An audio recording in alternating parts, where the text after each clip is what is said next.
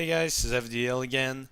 After a brief foray back into Call of the Crystals heroes, we're gonna go straight back to some of the new heroes. Actually, today's hero Rotham is new, but he's already been released on the live server, so maybe some of you have been playing with him. But most interestingly, we're gonna delve into what could be maybe described as a new archetype for in Shadow Era, which would be combo decks. In other games, combo decks are decks that win almost instantly once they play a certain combination. It hasn't really existed in Shadow Era, like the ability to go infinite or to deal a huge chunk of damage in one turn is not easily achievable unless you have like total board control. But then, yeah, every deck can do that. But combo decks have the ability to, out of nowhere, deal uh, like insane amount of damage. Maybe the only one that could be described as a combo deck in Shadow Era was Gwen. With the right cards, if she can buffer weapons like 2 turns in a row, hidden by Into the Forest, she can deal 16 damage or more, and there isn't a lot you can do. So that's kind of the feeling we're going for here, helplessness. Combo decks are usually not that interactive, so sometimes they get a little bit hated on because of that. But I think it's good for the game that you have different archetypes and different ways to win. I mean, I love my gritty mid-range on mid-range Shadow Era matchup, but I wouldn't mind a little more variety, and hopefully combo decks make it in. Um, okay, today's deck is based on Rotham, the new Shadow Warrior, actually the fourth Shadow Warrior. Um, I don't know how competitive it is yet because it works. I mean, you can work by turn 8 quite easily, um, but it can take some beating too. This build was originally brought to the forefront by Samuel J of Team Juggernauts, and I don't know if that's his exact build. That's what Nick from ETC, or also known as Velis, reverse engineer a couple of weeks ago. So, but yeah, maybe the numbers would be tweaked a little bit, but in general, the you'll get the spirit behind the deck.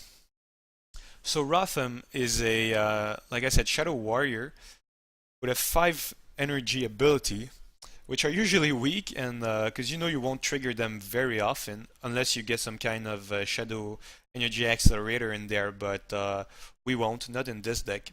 So for 5 energy, you can give +3 attack to your weapons and +2 attack to your allies until the start of your next turn. So yeah, obviously you want a lot of stuff on the board, so to get the most value out of your ability. So we're gonna get some allies, but you'll see that it's quite ally light. Actually, the combo revolves more around the weapons. So we have reserve weapon, which we all know. So you can return a weapon from your graveyard with a +1 attack. The main damage output here will be Berserker's Edge. So once again, very old card. It's been there almost since the beginning. So a 1/4 for 5 that gains 1 attack every time you deal combat damage with it. So it deals 1, 2, 3, and then 4 damage before being destroyed. For the sake of this deck, you could also go with the new 5-cost weapon, Warflail. Where is it? And did I open any? Warflail, yeah, here it is.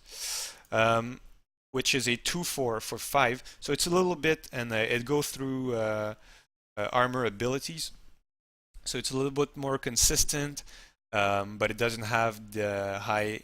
So you deal 8 damage with a Warflail if you attack 4 times, and then with a Berserker's Edge, to deal 1, 3, 6, and 10 damage. So you get a little bit more damage out of the edge. I don't know, maybe it's going to be a meta call, or maybe the combo will be found to be more effective with War Flail. We'll see.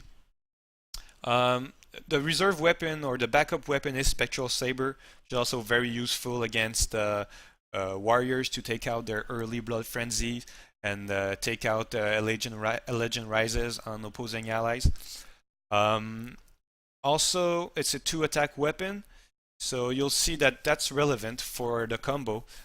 When brought back with reserve weapon, it's going to be a 3-attack weapon, so that's interesting. So the new card that makes the combo possible is Desperate Tactics. So that's a 2-cost warrior ability that allows you to sacrifice your weapon and deal X+1 damage to a hero or ally, where X is the damage value of that weapon. So yeah, let's say if you have a 4-attack Berserker's Edge, which 1 durability left, then you can use Desperate Tactics to deal 5 damage to a hero or ally. But what we're going to try to do here is time that with Rotham's ability. So you get +3 attack on your swing with your weapon, and then you get +3 when you use Desperate Tactics. So best case scenario is you have a Berserker's Edge that you brought back with reserve weapon. So it starts as a 2/4. And then if at the start of your turn you're up to 4 and 2 because you attacked twice, or you were attacked while wielding the Berserker's Edge. So it's a 4/2. With your ability, it becomes a 7/2. So you can swing once for 7 damage. And it's now an 8/1. And use Desperate Tactics on it to deal 9 damage. So you've just dealt 16 damage to the opposing hero.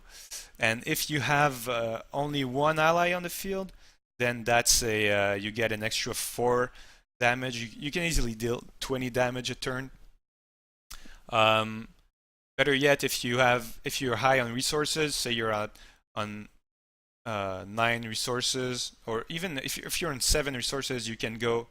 If you have your buffed Berserker's Edge out, you can play another reserve weapon to make it a 5/2 and add 2 points of damage to the combo. So you get 18 out of your weapon alone. And then you can bring it back and use another Desperate Tactics. So yeah, you can deal a pretty insane amount of damage out of nowhere. And I think that's the definition of a combo deck, at least for me. So we know we want to last until turn 7 to activate the ability and get the mega damage output out of it. What we need is to stall until then and not be dead. Obviously, you're gonna have a Crippling Blow as a 4-of. It's the cheapest, most effective way to deal with a lot of allies. In terms of ability, that's pretty much it. Then I have a couple of allies. A key one is Yari Blade Dancer, one of the new warrior Poen. So it's a 2/3 for 2 with the ability to transfer its attack to a friendly ally. So if you have, say, a Blade Dancer and a Gargoyle, you can transfer the Blade Dancer's 2 attack to the Gargoyle, making the Gargoyle able to deal 4 damage, but the Blade Dancer won't deal any damage. But that's still good because you can kill an opposing 3-drop quite easily with that. But the best move is to have a turn 2 Blade Dancer into a turn 3 Krygon. That's a 2/2 for 3 with haste. So it can come in as a 4/2 with haste if you have a Blade Dancer out, and probably take out an opposing ally. Or on turn 4, you can come in and use cast Krygon, use his ability to reduce someone's health by 1, so you can deal with 5 HP allies or gargoyles. So if you manage to establish board control early through Blade Dancer, what's it called? Yeah, Crippling Blow and Krygon, then you're in very good shape because you can start doing some damage to the hero, bringing him closer to 20 HP. But yeah, any damage you deal to the hero is a freebie, but your main concern early on is to deal with opposing allies. Then I have Grimghast as a one-of, which is kind of like my fifth gargoyle, whom we all know. So just a tanky ally that will probably stay on the field or at least require a lot of attention from your opponent. Just having meat shields out is good because you want to last until turn 7, 8, or 9. So you need diversions and you need tough allies like Gargoyles and Grimghast. Grimghast, if you're not aware, is a 2/4 for 3 that reduces opposing allies' attack by 1. So he's the reverse Aldan, but it also works on their turn. So it makes your 4 HP and your Gargoyle very hard to kill with allies, and it protects your hero too. Yeah, I mean, you could probably have maybe an extra Grimghast or go 3 and 2 on the split, something like that. But I've been playing with this build, and it's quite effective. It works. So what haven't I showed? Well, draw, Blood Frenzy, obviously very good. If you can go turn 2 Blade Dancer, turn 3 Krygon and kill something, then turn 4 you can play Blood Frenzy and activate Krygon's ability and deal with a 5 HP ally. So that's that's pretty interesting. Yeah, I think that's all the cards. Like I said, Spectral Saber is very nice in the combo too, because if you have one in your graveyard, maybe you use that to take out an attachment, and you play a reserve weapon, you bring it back. It's then a 3/2. Activate your ability, so it's a 6/2. So you can deal 6 damage on the swing, and then 7 damage with tactics. So that's 13 damage out of nowhere. Even if you don't have a reserve weapon, for 6 resources with a saber and a saber in hand and a desperate tactics in hand, you can still deal 11 damage out of nowhere. So that can be interesting. So you want to save your ability for the 1-turn kill, the Alpha Strike, but it can be okay to use the first activation to clear the board and get control. If you can stack them and have 9 energy at some point and go 2 turns with your ability, then you've pretty much won the game there. But yeah, it's okay to use your first ability to clear the board, but you don't have a lot of late game, so you ideally you want to win on turn 7 or 8, and dealing 20 damage on turn 8 can seem like broken, especially if you have some hasted allies in your hand. They come in as a 4/2, so once again out of nowhere you can deal a lot. But yeah, dealing 20 damage on turn 8 can seem a little broken, but if you think about it, most games are over by turns 8 or 10, and if you play against, let's say, some classic mid-range like Lance, you'll also be dead by turn 8 or 9, so you will have dealt the exact same amount of damage you will have with your combo, except Rotham's damage will be dealt in 1 turn, whereas Lance damage will be dealt over 8 turns. So yeah, definitely don't think it's broken. It's working now, mostly because a lot of people don't know about it, don't expect it, or aren't playing their most competitive decks. But yeah, I'm curious to see how it stacks up in a competitive environment. You'll notice I have absolutely no tech card here, no healing, no weapon control. But yeah, in a deck like that, I think you need to be very focused, and there isn't a lot of rooms.